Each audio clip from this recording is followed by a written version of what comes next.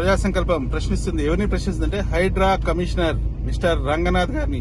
ఎందుకంటే GHMC Uppal circle, Ramanthapur, KCR Nagar అండి, అక్కడ కనిపిస్తే బ్లూ షీట్, అక్కడ ప్రభుత్వ భూమి అని ఒక సీనియర్ సిటిజన్, రామంతపూర్ సంబంధించిన సీనియర్ సిటిజన్ భిక్షపతి గారు హైడ్రాలో ఫిర్యాదు చేశాడు, కలెక్టర్ ఆఫీస్ లో ఫిర్యాదు చేశాడు, ఎంఆర్ఓ ఆఫీస్ లో ఫిర్యాదు చేశారు, జిహెచ్ఎంసీలో ఫిర్యాదు చేశాడు.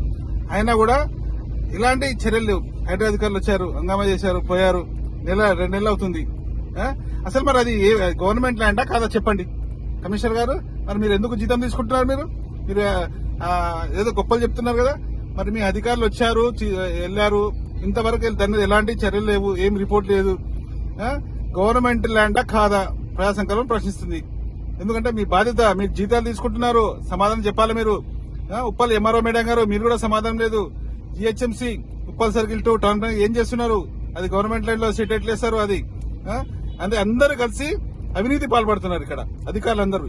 ఎందుకంటే మళ్ళీ చెప్తుంది ప్రజా సంకల్పం, మళ్ళీ చెప్తుంది, స్పందించని అధికారులందరూ అవినీతి పరులే.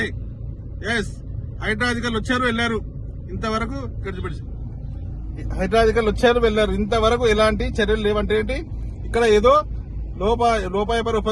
లోపాయకారి ఒప్పందం జరుగుతుంది అని అర్థమవుతుంది. నిత్యం మేము ఫిర్యాదు చేసిన అవినీతి అక్రమాల మీద స్పందించని అధికారి ప్రతి ఒక్కరు కూడా అవినీతి పరుడే.